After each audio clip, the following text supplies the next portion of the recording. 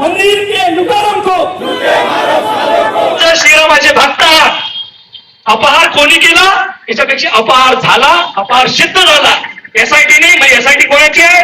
SIT Uttar Pradesh सरकारची आहे. पंतप्रधानांनी एक श्रीरामाचं मंदिर, श्रीरामाची मूर्ती हे सर्व बनवण्यासाठी माझं योगदान आहे, आमचं योगदान आहे, हे वारंवार संसदेत सांगितलं.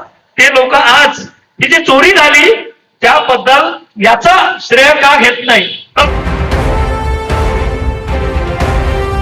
HT न्यूज, इंडिया सच के साथ. रामाच्या नावावर राजकारण, पण रामालाच लुटलं, देवालाही सोडलं नाही म्हणत ठाकरे शिवसेनेचा भाजप RSS वर हल्लाबोल. अयोध्येतील श्रीराम मंदिरात भाविकांनी अर्पण केलेल्या सोने चांदीसह मौल्यवान वस्तूंच्या कथित चोरीच्या निषेधार्थ शिवसेना उद्धव बाळासाहेब ठाकरे पक्षाने हिंगणघाटमध्ये आक्रमक रामरक्षा आंदोलन करत भाजप संघावर जोरदार निशाणा साधला. ज्यांना रामभक्त म्हणून घ्यायचे तेच रामाच्या मंदिरातील कथित गैरव्यवहारावर गप्प आहेत. आता त्यांना देवाची भीती राहिलेली नाही.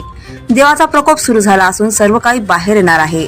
राम भक्तांनी चाटुकारता सोडून देणगीदारांच्या न्यायासाठी आवाज उठवावा असा घणाघात माजी आमदार अशोक शिंदे यांनी केला. यावेळी रामरक्षा स्तोत्र व हनुमान चालिसाचे सामूहिक पठण करत श्रीराम मंदिरातील कथित चोरीची निष्पक्ष चौकशी, चोरी गेलेल्या मौल्यवान वस्तू परत मिळवून दोषींवर कठोर कारवाई करण्याची मागणी करण्यात आली.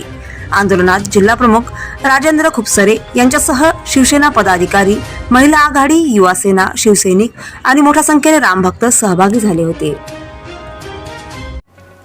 खबरों में अब तक के लिए बस इतना ही. फिर होगी आपसे मुलाकात ऐसी किसी बड़ी और खास खबर के साथ.